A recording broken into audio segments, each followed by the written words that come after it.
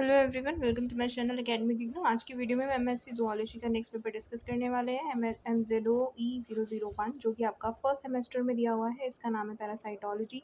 ये पेपर काफ़ी इंटरेस्टिंग है और इजी है, लेकिन बस एक चीज़ है इसके साथ कि ये पेपर ना बहुत लेंदी है और इसके हमें 5 ब्लॉक कवर करने हैं टोटल। और हर ब्लॉक में काफ़ी ज़्यादा इंपॉर्टेंट है। आपको जो है ना आंसर्स देखने में काफ़ी बड़े लग सकते हैं कि एक ही क्वेश्चन का आंसर काफ़ी बड़ा लिखा हुआ है, बट मैंने एक क्वेश्चन में ही ना काफ़ी क्वेश्चंस कवर करने का कोशिश की है, क्योंकि अदरवाइज़ एक-एक क्वेश्चन को अगर अलग से देखेंगे तो वीडियो बहुत लंबा बन जाएगा और आप लोगों के पास इतना टाइम नहीं है, क्योंकि बाकी सब्जेक्ट्स भी आपको करने हैं। इसमें हम ब्लॉक 1 को डिस्कस करेंगे हर सब्जेक्ट की तरह। जैसे हम ब्लॉक वाइज़ इंपॉर्टेंट क्वेश्चन देख रहे हैं तो इसकी भी 4-5 वीडियोज़ रहेंगी। ब्लॉक 1 में हमारे चैप्टर 1 टू चैप्टर 3 हैं, जिसका नाम है हमारा introduction to parasitology.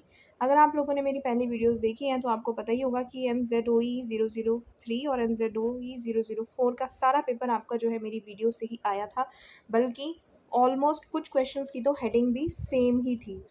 In videos को काफ़ी सीरियसली लीजिए और देखते हैं इन क्वेश्चंस में क्या हमें दिया हुआ है। इस जो वीडियो में ना आपको टोटल 10 टू 15 क्वेश्चन मिल जाएंगे, जो कि इम्पॉर्टेंट है और हर क्वेश्चन को आपको सीरियसली लेकर प्रिपेयर करना है। सारे क्वेश्चंस मैंने इसमें ऐड किए हुए हैं, जैसे कि पीवाईक्यू हों या फिर आपके इम्पॉर्टेंट टर्मिनल क्वेश्चंस हों या फिर जो भी आपके असाइनमेंट में क्वेश्चंस दिए रहते हैं, सारे इंपॉर्टेंट मैंने इसमें कवर किए हुए हैं। Let's see one by one. पहले क्वेश्चन में हमें बोला हुआ है explain the parasites and there types based on various parameters. हमें पैरासाइट्स को एक्सप्लेन करना है बेस्ड ऑन वेरियस पैरामीटर्स। ये क्वेश्चन हमें दूसरे तरीके से भी बोल सकता है कि जो हमारे टाइप्स हैं ना, जो भी हम आगे क्लासिफिकेशन देखेंगे पैरासाइट्स का, उनके बीच में डिफरेंस भी हमें जो है ना ये पूछ सकते हैं। ये क्वेश्चन 2 फॉर्म में आपको प्रिपेयर करके जाना है। ये वाला जो एंडोपैरासाइट का आप क्वेश्चन यहाँ पर देख रहे हो, ये ऑलरेडी दिसंबर 2024 में आपसे पूछा जा चुका है कि एंडोपैरासाइट्स क्या होते हैं वो बताओ विद एग्जांपल्स। सारी चीज़ें आपको एग्जांपल्स के साथ तैयार करनी है इस पेपर के लिए। ये पेपर काफ़ी स्कोरिंग है बट थोड़ा लेंदी है। Let's see. Parasites are the organisms which depend on their other organisms, जिसको हम बोलते हैं होस्ट। पैरासाइट्स वो ऑर्गेनिज्म होते हैं जो दूसरे ऑर्गेनिज्म पर क्या करें, डिपेंड करें, उसको हम होस्ट बोलते हैं। किस चीज़ के लिए डिपेंड करते हैं? Like nourishment, growth, multiplication and survival. ये 4 चीज़ों के लिए ये पैरासाइट डिपेंड होते हैं हमारे होस्ट के ऊपर। Parasites can be classified into different types based on the parameters such as their habitats, dependency on the host, their specificity of degree of parasitism etcetera. Parasites को हम क्लासीफाई कर सकते हैं बेस्ड ऑन दीज पैरामीटर। हर एक parameter को हमें detail में देखना है। जो आप यहाँ पे देख रहे हो ये वाले मैं हाईलाइट कर देती हूँ। ये सारे चारों जो पैरामीटर्स हैं इनको हमें डिटेल में देखना है कि इनके बेसिस पे हमने क्लासीफाई कैसे किया है पैरासाइट्स को। पहला क्लासिफिकेशन हम देखते हैं according to their habitat. Habitat is a place where parasite live. अगर वो हमारी बॉडी के इनसाइड पाए जाएं हम उनको एक्टो और एंडो में क्लासीफाई कर देंगे। एक्टो पैरासाइट हमारे वो होंगे जो हमारी सरफेस पर रहें होस्ट की, usually attach to skin, feathers, hairs. इसके एग्जाम्पल्स हमारे हो जाएंगे ticks, mites, lice and fleas. Endoparasite वो होंगे जो हमारी बॉडी के इनसाइड पाए जाएंगे, उनको बोल रहे हैं एंडो पैरासाइट्स। इसके एग्जाम्पल आपके हो जाएंगे entamoeba histolytica, leishmania species and ascaris lumbricoides. ये सारे हमारे किसके एग्जाम्पल हो जाएंगे? एंडोपैरासाइट्स के। Next basis of classification of parasite is according to their dependency on the host. अगर वो होस्ट के ऊपर पूरे तरह से डिपेंडेंट है तो हम उसको बोलते हैं ऑब्लिगेट पैरासाइट, और अगर मान लो वो खुद भी अपना सर्वाइवल के लिए कैपेबल है तो हम उसको बोलते हैं फैकल्टेटिव पैरासाइट। देखते हैं पहले ऑब्लिगेट पैरासाइट में हमें क्या लेकर आना है। इनको हम जो है परमानेंट पैरासाइट भी जो है रेफर करते हैं। क्यों? क्योंकि ये कम्प्लीटली डिपेंडेंट होते हैं हमारे होस्ट के ऊपर अपने मेटाबॉलिज्म के लिए, शेल्टर के लिए, ट्रांसपोर्टेशन के लिए। They can not live outside the host as they are completely adapted for the parasitic life. They require suitable और specific host to complete their life cycle. अगर इन्हें ये ना मिले ये सारी चीज़ें तो ये क्या कर पाएंगे? कैपेबल नहीं है सर्वाइवल के, और क्या कर जाएंगे? ना ही मल्टीप्लाई कर पाएंगे और मर सकते हैं, डाई कर सकते हैं। इसके हमारे एग्जाम्पल हैं Plasmodium species, filarial worms, tapeworms etcetera. Facultative parasites के हमारे एग्जाम्पल्स हैं, पहले हम देख लेते हैं पहले इनके बारे में क्या होता है, फिर एग्जाम्पल्स की बात करेंगे। फैकल्टेटिव हमारे होते हैं टेम्परेरी पैरासाइट भी हम इसको रेफर करते हैं, जो कि कैपेबल हो हमारे इंडिपेंडेंट एग्जिस्टेंस के लिए भी। They are normally free living, but ये क्या कर सकते हैं, ये होस्ट को इन्वेड कर सकते हैं under certain conditions. Thus they exhibit both non parasitic and parasitic mode of life. ठीक है, इसके हमारे एग्जाम्पल हैं नाइगेरिया फाउलेरी एंड स्ट्रोंगलॉइड्स स्टरकोरियलिस। ये सारे इसके हमारे एग्जाम्पल्स थे फैकल्टेटिव पैरासाइट्स के। तो ये क्वेश्चन दो बेसिस हमने कवर कर लिए, और आपको ये पता ही है कि हमें जो है ना डिफरेंशिएट की फॉर्म में भी ये पूछेंगे। तो अब आपको समझ में आ रहा होगा कि क्वेश्चन कैसे आ सकता है। अगर ऐसे आए तो आपको चारों बेसिस जो हैं एक्सप्लेन करके आने हैं, और अगर वन बाय वन डिफरेंशिएट की फॉर्म में वो पूछ लें आपसे, तो आपको उनका डिफरेंस लिख कर आना है। अब दो हमारे बच गए हैं, पैथोजेनिक पैरासाइट्स और अपॉर्चुनिटिक पैरासाइट। तो ये हमारे कैसे होंगे, ये हमारे होते हैं कि डिग्री ऑफ पैथोजेनिसिटी कैसे क्रिएट कर रहे हैं वो उस बेसिस पर कि पेशेंट के अंदर या फिर होस्ट के बॉडी के अंदर वो कितने सिम्टम्स कॉज कर रहे हैं, माइल्ड हैं, सीवियर हैं, या फिर उसकी डेथ का कारण बन रहे हैं, वो सारी चीज़ें हमारा डिग्री ऑफ पैथोजेनिसिटी में आएगा। पहला हमारा इसमें टाइप है pathogenic parasite. These parasites are pathogenic, cause disease in the host and may result in its death. उसको मार ही देंगे, बचा छोड़ेंगे नहीं उसको। These parasites are consider inefficient parasite, इन्हें इनएफिशिएंट पैरासाइट भी बोला जाता है, as they normally kill the host. For example, Trypanosoma gambins is an inefficient parasite which causes fatal sleeping sickness in the humans. ये वाली जो डिसीज़ होती है आपको पता भी होगा, टिसी फ्लाई वेक्टर के थ्रू होती है। जब हम वेक्टर आगे देख रहे होंगे ना, वेक्टर और मैकेनिकल वेक्टर, व्हीकल वेक्टर, सारी चीज़ें जो भी हम देखेंगे होस्ट के क्लासिफिकेशन में, तभी हमें और क्लियर हो जाएंगी जो मैं अभी आपको बताया है। अपॉर्चुनिस्टिक पैरासाइट हमारे वो होंगे जो बेसिकली हैं तो नॉन पैथोजेनिक, लेकिन मौका देखते ही क्या करने लग जाए, अपनी पूरे असली रंग दिखाने शुरू कर जाए। ठीक है, सो ये क्या होंगे, माइल्ड डिसीज करेंगे उनके अंदर जिनका इम्यून सिस्टम हमारा क्या है, हेल्दी है, स्ट्रॉन्ग है, लेकिन उनके अंदर अपने पूरे रंग दिखा देंगे जिनका इम्यून सिस्टम हमारा स्ट्रॉन्ग नहीं है। जैसे कि इसके एग्जाम्पल, अपॉर्चुनिस्टिक पैरासाइट्स के एग्जाम्पल होते हैं हमारे Toxoplasma gondii. So next is based on degree of pathogenicity, third one commensal and non pathogenic. ये वाले हमारे क्या होंगे, बॉडी में रहेंगे, होस्ट की ड्राइव करेंगे, अपना खाना पीना लेंगे भाई, और कोई उसको डिजीज़ नहीं कॉज करेंगे, बस उसके ऊपर रहेंगे खाना पीना लेने के लिए। इनको हम जो है एफिशिएंट पैरासाइट भी बोलते हैं। सो आपको एफिशिएंट और नॉन एफिशिएंट पैरासाइट भी पेपर में पूछा जा सकता है। For example, a dog and cat can survive in spite of having 1000 teeths and fleas on them. ठीक है, सो ये हमारा एग्जाम्पल आता है कमेंसल और नॉन पैथोजेनिक का, जो कोई डिसीज़ कॉज नहीं करता, सिर्फ अपना खाना पीना लेते हैं। इकोलाई भी हमारा इसी के एग्जाम्पल है, जो हमारे गट में पाया जाता है। ठीक है, next is according to their host specificity. अब स्पेसिफिक होस्ट में पाया जा रहा है तो हम उसको बोल रहे हैं होस्ट स्पेसिफिक पैरासाइट, और अगर हमारा किसी भी होस्ट में पाया जा रहा है तो हम उसको बोल रहे हैं नॉन स्पेसिफिक। तो ये हमारा स्पेसिफिसिटी के बेसिस पे क्लासीफाई है। दोनों का डिफरेंस एक बार देख लेते हैं। The host ranges these parasite is confined. इसमें क्या होती है, होस्ट की रेंज जो है ना वो कन्फाइंड होती है, इसमें पाना है इस होस्ट को तो वो उसी में पाया जाएगा। The parasites are limited to either one species or host or closely related species of host, या तो एक में होगा या उसकी कोई आसपास की स्पीशीज क्लोजली रिलेटेड स्पीशीज में रहेगा। इसके एग्जांपल्स हैं हमारे प्लाज्मोडियम वाइवेक्स जो कि ह्यूमन बींग्स में पाया जाता है, बिबेसिया बाइजमेना इज स्पेसिफिक टू कैटल्स जो कि कैटल्स में पाया जाता है, एंड एनसाइक्लोस्टोमा डिडेनल। ये सारे हमारे जितने भी अभी मैंने नाम लिए हैं, ये सब हमारे किसके एग्जाम्पल है, होस्ट स्पेसिफिक पैरासाइट्स की, जो स्पेसिफिक होस्ट में ही पाए जाएंगे। अब थोड़ा सा नॉन स्पेसिफिक होस्ट के बारे में भी देख लेते हैं। The range of host of these parasites is very large. इनकी जो रेंज होती है बहुत लार्ज होती है। ये जो है डेवलप कर सकते हैं large number of unrelated host में भी, वो तो रिलेटेड में ही डेवलप करेंगे, अनरिलेटेड वालों में भी डेवलप कर लेंगे आराम से। They do not show any marked host preferences for one species or a group. इसके एग्जाम्पल हमारे आएंगे जैसे सर्टेन नेमेटोड्स, जैसे कि ड्रैंकनक्यूलस, मेडिनेसिस, ट्राइकिनेला स्पाइरलिस। ये सारे हमारे किसके एग्जाम्पल हैं, नॉन स्पेसिफिक होस्ट की। ठीक है, Toxoplasma gondii is also an example of non specific parasite. So यहाँ पर हमारे सारे टाइप्स ऑफ पैरासाइट्स जो हैं ख़त्म हो जाते हैं, और सारे जो भी डिफ्रेंशिएट वाले फॉर्म के क्वेश्चन हैं वो भी हमारे फिनिश हो गए हैं। Now let's see to the next second question. Second question में हमसे पूछा हुआ है एक्सप्लेन द होस्ट। होस्ट को एक्सप्लेन करना है with their various criteria of classification. अभी हमने पैरासाइट को देखा था और उसके पैरासाइट्स के क्राइटेरिया देखे थे क्लासिफिकेशन के लिए। इसमें हमें होस्ट को एक्सप्लेन करना है और उसके क्राइटेरिया देखने क्लासिफिकेशन करने के। इसमें हमें होस्ट को नेक्स्ट क्वेश्चन है हमारा, होस्ट को एक्सप्लेन करना है based on the stage of parasite development. ये हमारा क्राइटेरिया है, ये वन ऑफ द क्राइटेरिया है हमारा बेसिकली। उसी क्वेश्चन को सब पार्ट बना के उन्होंने एक क्वेश्चन फॉर्म किया है। सो नेक्स्ट क्वेश्चन में हमसे पूछा हुआ है, जो मैंने इसका बनाया है कि ये या तो इस तरीके से आए। देखो ये तीनों क्वेश्चन जो है ना, तीनों क्वेश्चन में आंसर आपको लगभग सेम ही लिखना है, बट थोड़ा सा ट्विस्ट करके क्वेश्चन पूछा हुआ है। ठीक है, सो मैंने ये सारे टाइप जो आपके इसमें ऐड कर दिए हैं। What is the difference between a mechanical and a biological vector. So हमें ये बताना है मैकेनिकल वेक्टर और बायोलॉजिकल वेक्टर में क्या डिफरेंस होता है। ये जो है ना, ये आपका PYQ है, ऑलरेडी आपसे दिसंबर 2024 में पूछा जा चुका है।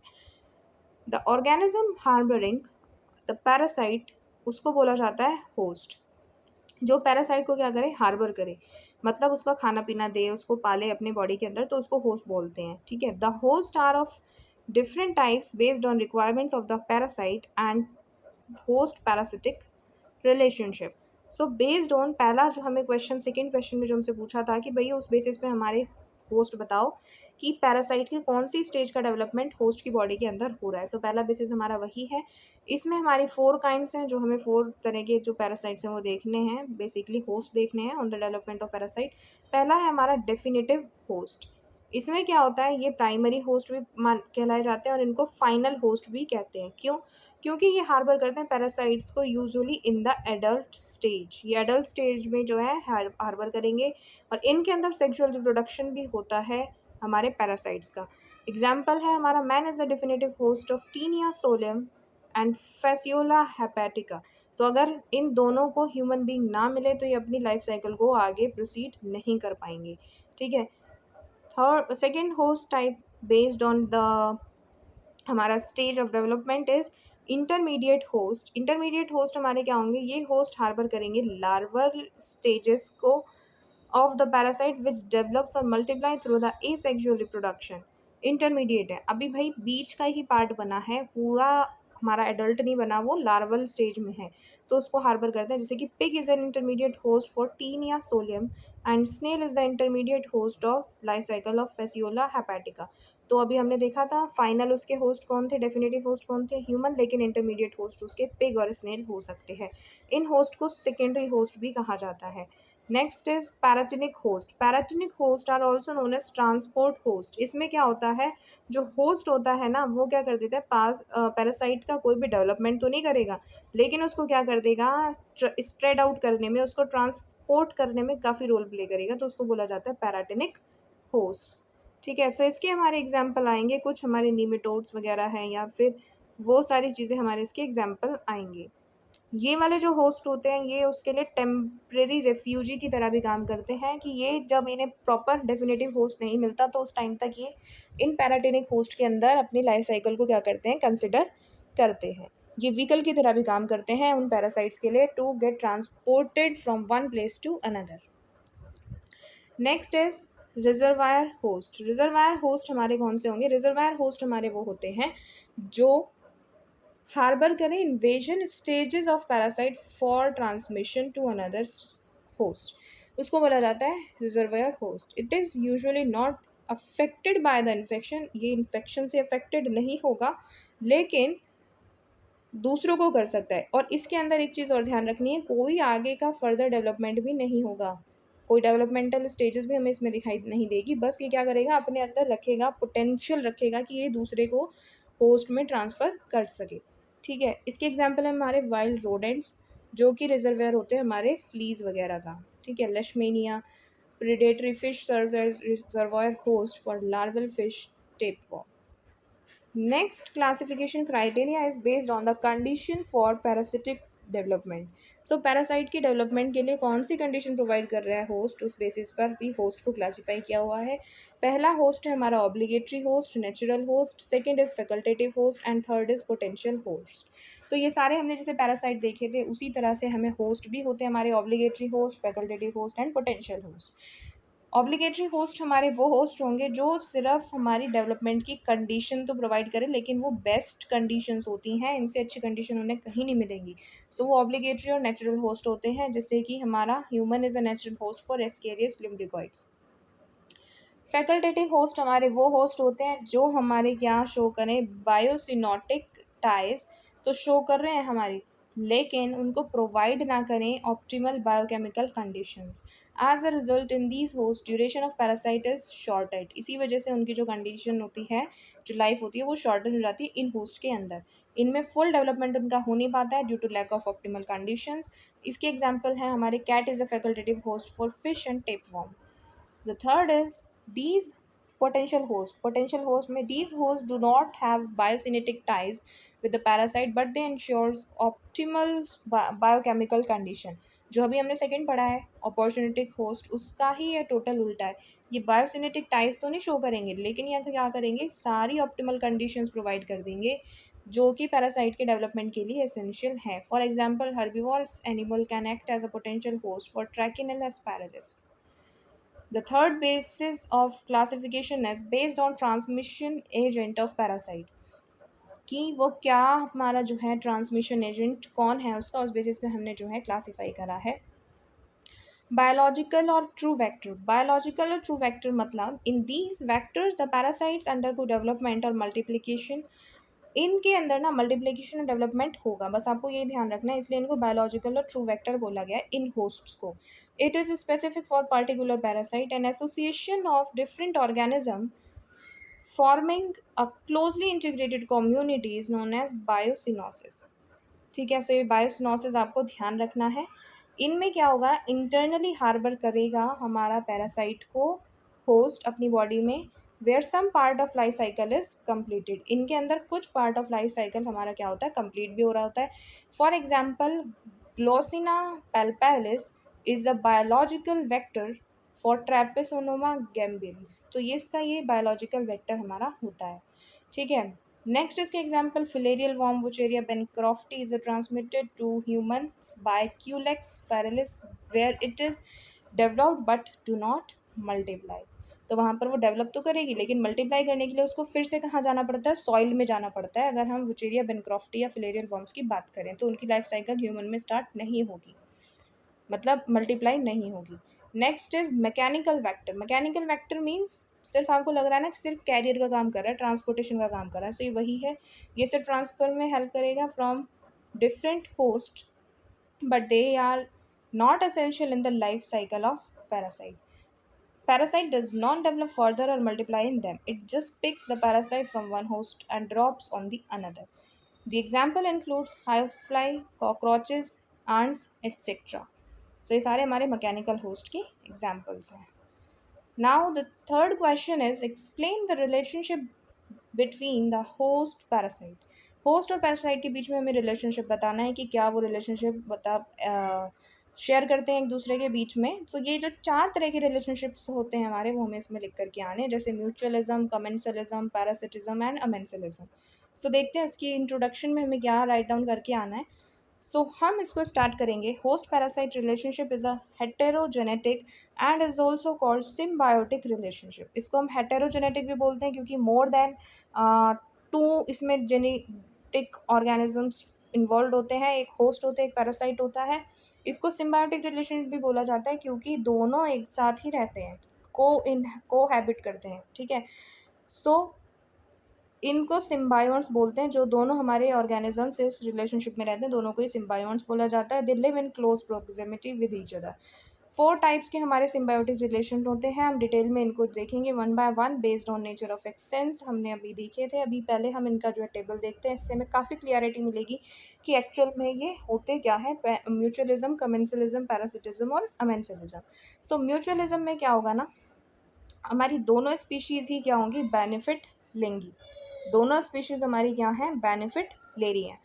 कमेंसलिज्म में हमारा क्या होगा, इसमें म्यूचुअलिज्म में एक चीज़ और ध्यान रखनी है, कोई भी स्पीशीज़ नुकसान में नहीं जाएगी, किसी को भी नुकसान नहीं होगा, दोनों ही हमारा क्या होंगी, बेनिफिट होंगी, प्लस प्लस होंगी। कमेंसलिज्म में एक प्लस है, दूसरा नेगेटिव है, तो मतलब एक को तो फ़ायदा हो रहा है, दूसरे को ना ही तो फ़ायदा होगा ना ही नुकसान होगा। सो इसमें ये दूसरा अनअफेक्टेड रहता है। ठीक है, थर्ड में पैरासिटिज्म में हमारा क्या होगा, एक तो फ़ायदा होगा, दूसरे को क्या होगा, नुकसान होगा। अब भाई हमारे को कोई डिसीज़ वगैरह हो जाती है तो हमें तो नुकसान होता ही है ना, लेकिन जो पैथोजन आया उसका तो फ़ायदा हो रहा है, उसे न्यूट्रिशन मिल रहा है, शेल्टर मिल रहा है। एमेंसिलिज्म में हमारा क्या होगा, एक को हार्म होगा लेकिन दूसरा नॉट अफेक्टेड, नॉट बेनिफिट। ठीक है, सो ये सारी चीज़ें हमारी इसमें हमें लिख कर आनी है one by one. Now next is mutualism. Mutualism is a symbiotic relationship. Mutualism क्या होता है, हमारा सिम्बायोटिक रिलेशनशिप होता है जिसमें हमारे दोनों symbionts are metabolic dependent on each other. They are benefited from this association. For example, Trichonympha live in the gut of termites. Termite उसको क्या प्रोवाइड करता है, फिर शेल्टर न्यूट्रिएंट प्रोवाइड करता है which releases cellulose utilized by termite for food digestion. तो एक हमें क्या प्रोवाइड कर रहा है, शेल्टर, दूसरा हमें क्या प्रोवाइड कर रहा है, food. Another example of mutualism is E coli. हमारे पेट में रहती है, हमारे डाइजेशन करती है, हम शेल्टर प्रोवाइड करते हैं और ये हमारे डाइजेशन में हमें हेल्प करती है। Next relationship is commensalism. Commensalism and it is an association where one organism gets benefit or other neither benefit not harmed. इसमें पहला ऑर्गेनिज्म क्या करेगा, नरिशमेंट लेगा, रिफ्यूज लेगा, उसको हम बोलते हैं कमेंसल। और इसके एग्जाम्पल हमारे होंगे normal flora of human body can be considered as commensal. Third type of relationship is parasitism. Parasitism can be defined as non-mutual symbiotic association in which one of the partner is harmed and another gets benefit. Symbiotes getting benefit is parasite और जो कि harm होगा उसको हम बोलते हैं host. For example, tapeworm, fluic, malarial parasite, fleas are the example of parasite. Amensalism हमारा जो है लास्ट टाइप है इसका, इसमें हमारा क्या होगा, एक को तो कोई भी नुकसान फ़ायदा कुछ नहीं होगा, लेकिन जो दूसरा है वो क्या होगा, completely harm. For example Penicillium secretes the secondary metabolite during the growth, जो कि हम एंटीबायोटिक बनाने में यूज़ करते हैं, वो किल कर देता है वेरियस बैक्टीरियल स्पीशीज़ को। सो ये इसका हमारा एग्जाम्पल हो जाएगा। ठीक है, सो यहाँ पर हमारे relationship of host and parasite भी खत्म होता है। Now the next question is what are the main advantages and disadvantages of a parasitic life. हमें पैरासिटिक लाइफ के एडवांटेजेस एंड डिसएडवांटेजेस बतानी है कि क्या इनके जो फ़ायदे नुकसान हैं। पैरासिटिक लाइफ अब आपको तो अच्छे से समझ में आई गई है, सब चीज़ आप देख चुके हो, टाइप्स ऑफ पैरासाइट, होस्ट वगैरह। सो अब एडवांटेजेस एंड डिसएडवांटेजेस आपको जो है इस क्वेश्चन में लिखनी है। एडवांटेजेस की अगर मैं बात करूँ तो एडवांटेजेस तो है ही ना, होस्ट हमारा क्या हो जाए, लोकेट हो जाए तो उसको फिर दोबारा सर्च नहीं करना पड़ेगा अपना होस्ट दूसरा, एक बार होस्ट मिल जाए उसकी बॉडी में रहो। सेकेंड है फूड मिलता रहेगा भी, परमानेंट फ्री फूड मिलेगा।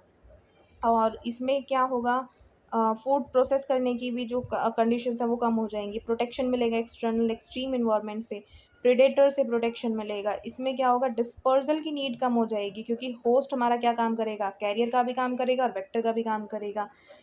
और लास्ट हमारी इसमें जो हम एडवांटेजेस कर सकते हैं ये क्या है ना, लार्जर प्रोडक्शन में भी उसका क्या करेगा, हेल्पफुल करेगा, क्योंकि भाई होस्ट की बॉडी से सब उसका मैकेनिज्म हाईजेक वगैरह करके अपने लिए यूज़ कर सकता है। डिसएडवांटेजेस क्या है, extreme host specificity can increase vulnerability to extension.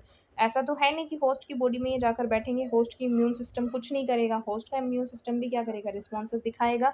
सो हो सकता है होस्ट इनको मार दे और बिल्कुल इनको ख़त्म कर दे, एक्सटेंशन तक पहुंचा दे। Must locate an optimal site, इनको जो है अपनी ऑप्टिमल साइट ढूंढनी पड़ती है, नहीं तो इन्हें क्या मिलेगा, कोई खाना नहीं मिलेगा, कुछ नहीं मिलेगा और इनको जो है एलिमिनेट और कर दिया जाएगा बॉडी से।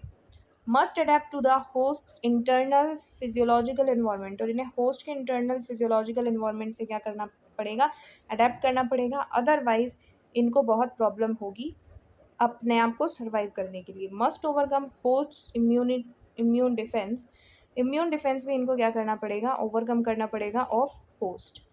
Spread is limited by host geographic range, इनका जो स्प्रेड होता है वो क्या होता है, लिमिटेड होता है due to host geographic range.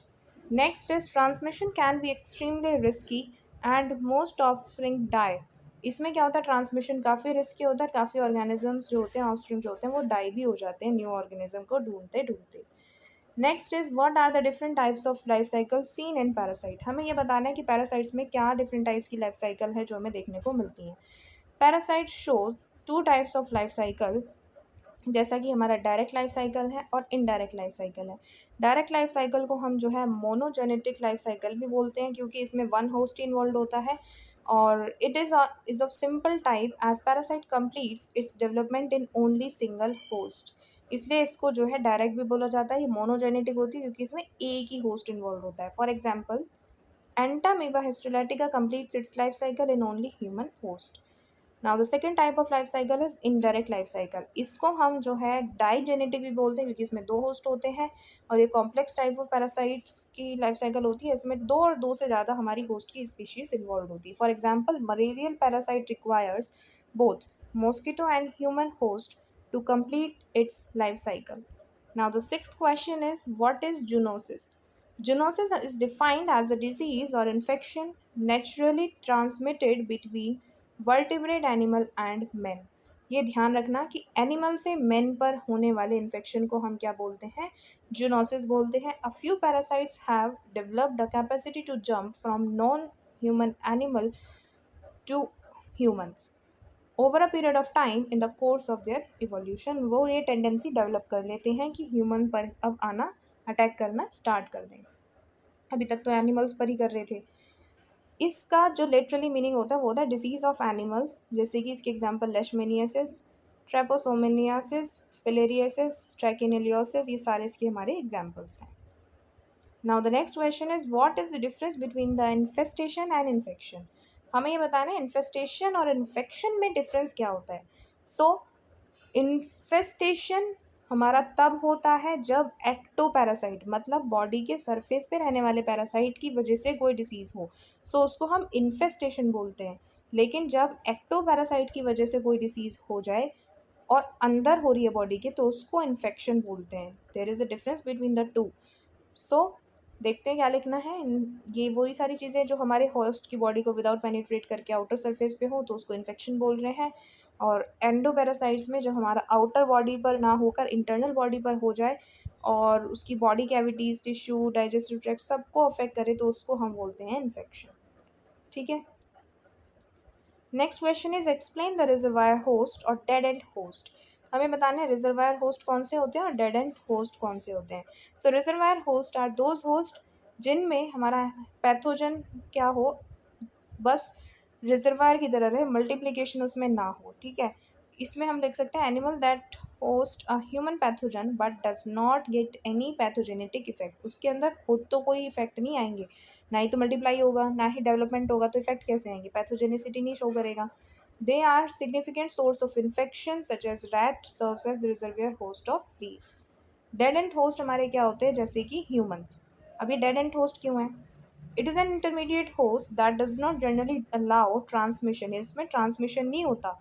किस में नहीं होगा? डेफिनेटिव होस्ट नहीं में नहीं जा पाएंगे। अगर ये डेड एंड होस्ट हमारा है तो इनको आगे फर्दर ट्रांसमिशन के लिए कोई होस्ट ये नहीं प्रोवाइड करवा पाएंगे, उनको बोलते हैं डेड एंड होस्ट। ये क्या करते हैं? पैरासाइट को प्रिवेंट करते हैं आगे स्प्रेड आउट होने के लिए और कंप्लीट करने के लिए। ह्यूमंस इसका एग्जांपल होते हैं। क्यों? क्योंकि ऐसा तो है नहीं कि ह्यूमन की अगर डेथ हो जाएगी तो उसको कोई पैरासाइट आके वगैरह मतलब खाएंगे या फिर वो करेंगे, डॉग वगैरह खाएंगे तो नहीं, तो इनका जो ट्रांसफ़र है वो नहीं हो पाता। ये इसमें लिखा भी हुआ है, humans are not being eaten by dogs और foxes. The immature Echinococcus is unable to infect the primary host और मैच्योर। सो यहाँ आपका ये क्वेश्चन भी खत्म होता है। Now let's move to ninth question. What are the different stages of infection once it sits in the host? Describe briefly. हमें इसमें जो है एक्सप्लेन करना है डिफरेंट स्टेजेस ऑफ इन्फेक्शन की, इन्फेक्शन की डिफरेंट स्टेजेस कौन सी होती हैं और उनको एक्सप्लेन करना है। Next question is, describe the course of parasitic infection along with the importance of each stage. दूसरा हमें ये बताना है। देख लीजिए दोनों में ये 5 मार्कर है, ये 10 मार्कर है, दोनों में डिफरेंस है। नाउ द थर्ड क्वेश्चन जो कि PYQ है, ये 2 मार्कर ही है। इसमें इन्होंने पूछा क्या है? कोई भी 2 स्टेज दे दी हैं अपनी मनपसंद से और उनके बारे में डिफरेंस लिख कर आना है। सो प्रोड्रोमल पीरियड के बारे में और इंक्यूबेशन पीरियड के बारे में इन्होंने पूछा था। सो ये क्वेश्चन 3 फॉर्म में आ सकता है, या तो आपको सारा लिखने के लिए दे दें, या फिर ये जो है सबकी इंपॉर्टेंस के साथ सारा लिखने के लिए दे दें, या फिर डिफरेंस लिखने के लिए स्पेसिफिक दे दें।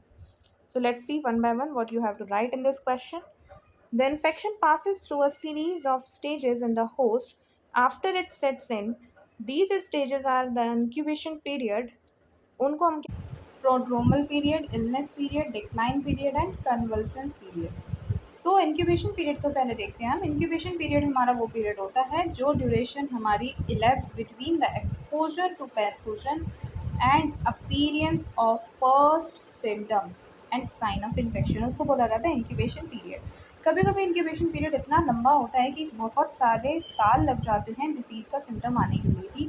तो ये इम्पॉर्टेंट होता है काफ़ी इंक्यूबेशन पीरियड। ये हमारा बताता है कि भाई लेटेंसी रेट क्या है हमारे इन्फेक्शन का, और सब क्लिनिकल स्टडी के लिए काफ़ी इंपॉर्टेंट होता है ये।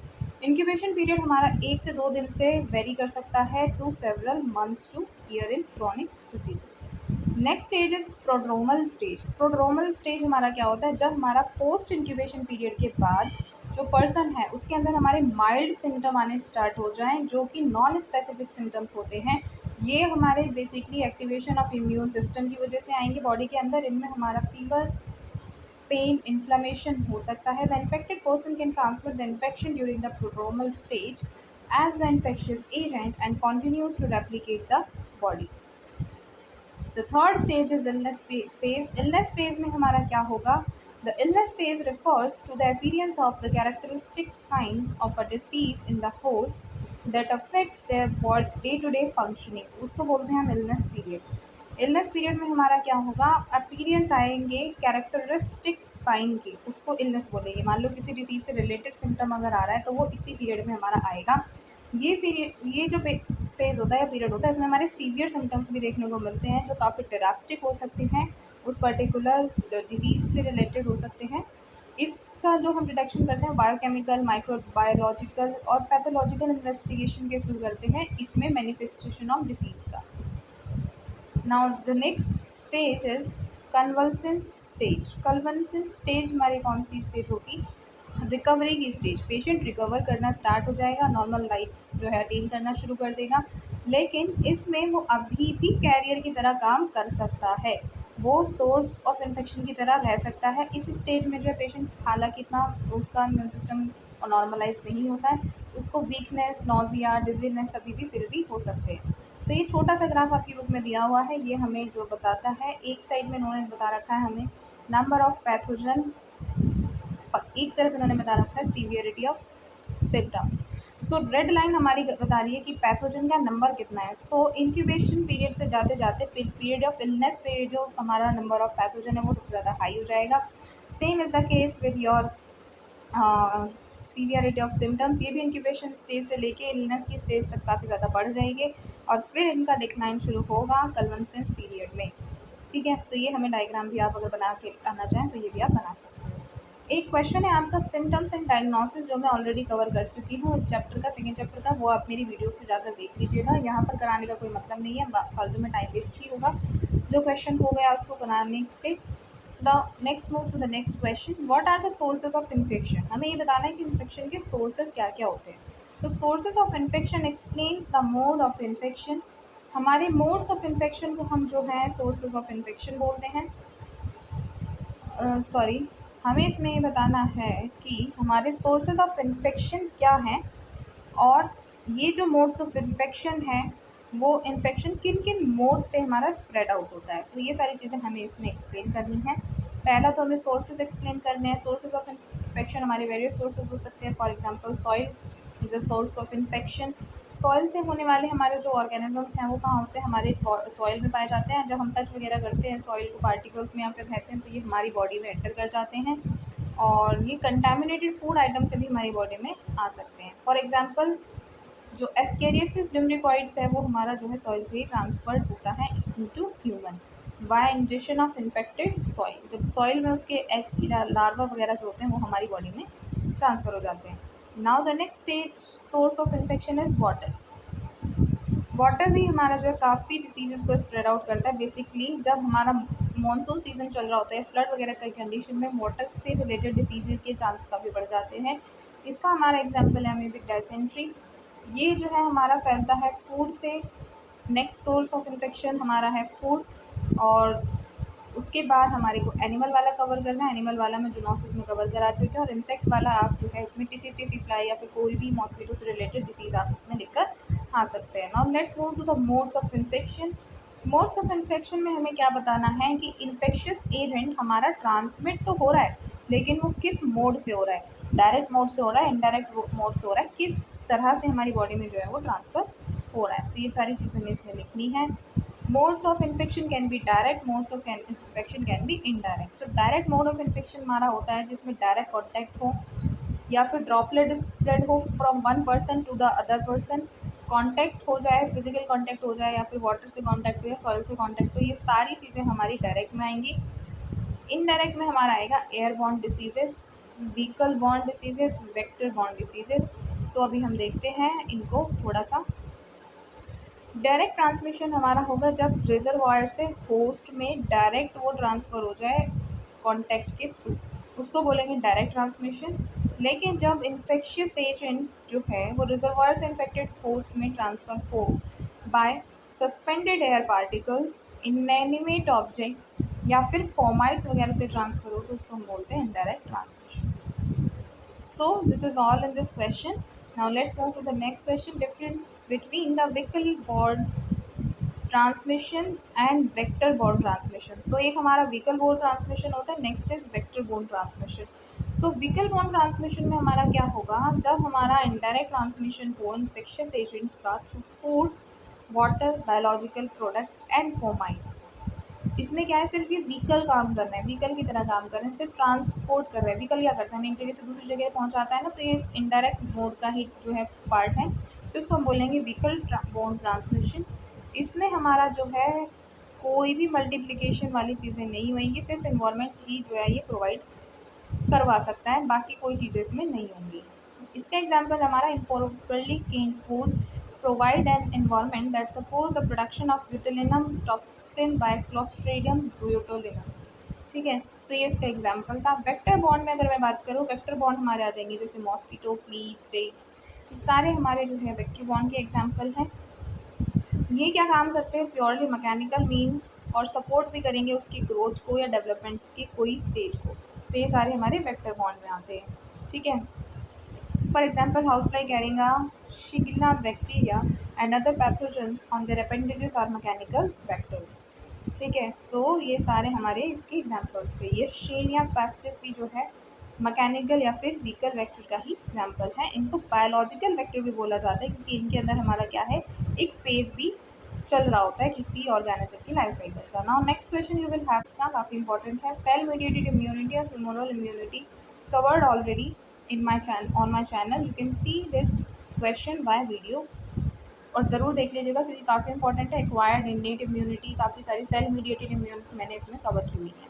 Now let's move to the next question. इसमें हमें पूछा हुआ है define hypersensitivity, explain various types of hypersensitivity responses in the host. हमें क्या बताना है, हाइपर सेंसिटिविटी को एक्सप्लेन करना है और different types of hypersensitivity responses हमें एक्सप्लेन करने इन द होस्ट। नेक्स्ट क्वेश्चन आपसे ये भी पूछा जा सकता है, what is DTH, explain. DTH देखते हैं आगे, इसका फुल फॉर्म है delayed type of hyper sensitivity. देखते हैं, पहले समझ लेते हैं, फिर आपको ये क्वेश्चन अपने आप खुद ब खुद क्लियर हो जाएगा। Hypersensitivity refers to the exaggerated और inappropriate immunological responses in the sensitized individuals on re exposure of the same antigen और एलर्जन। सो ये ज़्यादा एग्जैचुरेट जब बॉडी कर देती है तो तब हमारी बॉडी में हाइपर सेंसिटिविटी के केसेस सीन होते हैं। Hypersensitivity reactions are also referred to as immunopathological reactions as they may be harmful to the host, causing the tissue damage. There are 4 types of hypersensitivity reactions, type 1, 2, 3 and 4, जिसमें से हमारे 3 तो जो होते हैं वो early basically immediate hyper sensitivity reactions होते हैं, और जो नेक्स्ट जो थर्ड फोर्थ वाला है वो हमारा क्या होता है, वो डिलेड टाइप का होता है। ये तीनों ही हमारे विद इन 24 आवर्स हमारी बॉडी में देखने के लिए मिलते हैं on the exposure of allergen और एंटीजन। टाइप 1 की अगर बात करें, type 1 hypersensitivity reactions, it occurs within the minutes of exposure to the antigen. These are mediated by IgE antibody. और ये जो रिएक्शंस होते हैं ना, ये मास्ट सेल के एक्शन की वजह से रिलीज़ होता है हमारी बॉडी में हिस्टामाइन नाम का एक केमिकल, जो हमारी हाइपर सेंसिटिविटी के रिएक्शंस के लिए रिस्पॉन्सिबल होता है। और इसके हम एग्जांपल देखने को मिल सकता है, ये वाला टाइप ऑफ रिएक्शन हमारा ग्राउंड इच में और हुकवॉर्म इन्फेक्शन के केसेस के अंदर। टाइप 2 हाइपर सेंसिटिविटी हमारी कब होगी, जब बेसिकली देखते हैं किन से मीडिएटेड है। ये हमारी IgG और IgM वाली एंटीबॉडी से मीडिएटेड होती है।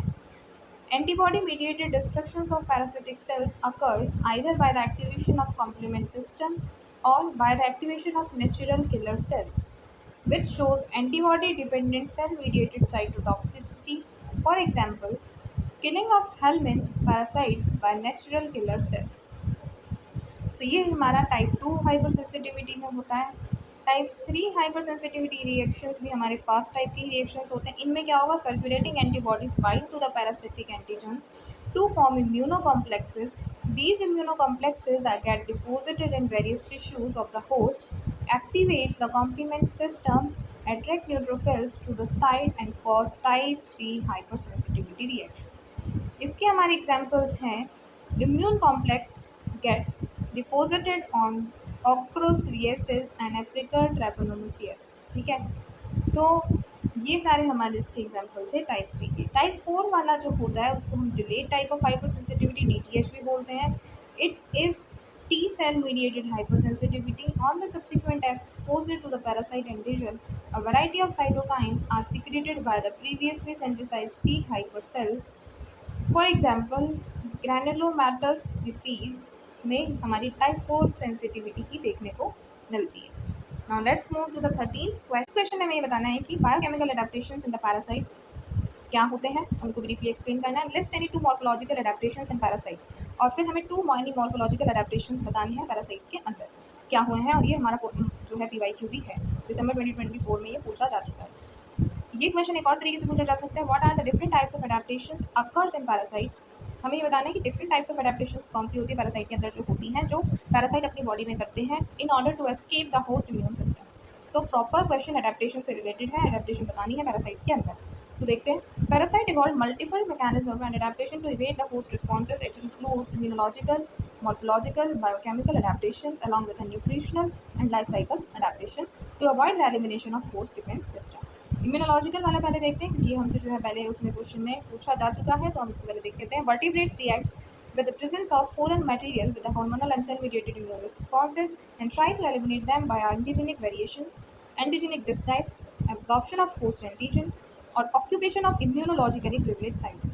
या तो ये अपनी बॉडी में एंटीजन का वेरिएशन करवा लें, ठीक है, अपना जीन जेनेटिक जो है उसको चेंज कर लें थोड़ा, या फिर हमारा एब्जॉर्ब कर लें होस्ट का एंटीजन ताकि होस्ट की सेल पहचान ही ना पाए इन्हें। थर्ड हमारा हो सकता है कि कुछ ऐसी साइट ढूंढ ले जहाँ पर हमारा जो होस्ट का इम्यून सिस्टम है वो डिटेक्ट ना कर पाएंगे, पहचान ही ना पाए, खत्म ना कर पाए। और फोर्थ हमारा हो सकता है destruction of host immune system, हो सकता है होस्ट का इम्यून सिस्टम ही गड़बड़ कर दें। Fifth one is molecular mimicry, ऐसा मॉलिक्यूल मिमिक कर लें कि बॉडी कंफ्यूज हो जाए, उसे पता ही ना लगे कि बॉडी में कुछ गलत हो रहा है, गड़बड़ चल रही है। मॉर्फोलॉजिकल हमारे वो होते हैं जिसमें हमारा जो पैरासाइट है वो क्या कर ले, होस्ट में या तो डिजेनरेट कर ले कुछ ऑर्गन्स को, या फिर स्पेशलाइज कर ले कुछ नए ऑर्गन को इन ऑर्डर टू सर्वाइव। पहला इसका एग्जांपल पहले वाली चीज़ का कि जिसमें डिजेनरेट कर ले वो हमारा इंटरनल पैरासाइट लाइक टैपवर्म में होता है, फ्लूक्स में होता है, जिसमें क्या होता है ये कॉम्प्लेक्स मूवमेंट को लैक करते हैं, इनके अंदर नहीं होता, ये ऑर्गन अपने डिजेनरेट कर जाते हैं। हुक्स एंड सकर्स में हमारा क्या होगा, ये हमारे एक्स्ट्रा ऑर्गन्स को क्या कर लेते हैं, डेवलप कर लेते हैं for anchoring to the host tissues, जैसे कि सिस्टोर और टेपवर्म वगैरह में हमारे हुक्स एंड सकर्स होते हैं जो हमारे बॉडी से अटैच होने के लिए उनको हेल्पफुल रहते हैं। बायोकेमिकल एडेप्टेशंस में हमारा क्या है, जब कुछ ऐसा केमिकल सिक्रीट करें जो इनको बॉडी में रहने के लिए सपोर्ट करे, जैसे कि एंडोपैरासाइट्स ऑक्सीजन डेफिशिएंट इन्वायरमेंट में रहते हैं, तो ये कुछ हमारे चेंजेस शो करते हैं, जैसे कि ये 6 ATP per molecule of glucose produce करना स्टार्ट कर देते हैं instead of 36 ATP at aerobic tissues. तो ये इन्होंने क्या कर लिया, बायोकेमिकल चेंज कर दिया। दूसरा है, हो सकता है कुछ स्पेसिफिक टॉक्सिन्स अपना प्रोड्यूस कर दें बॉडी में।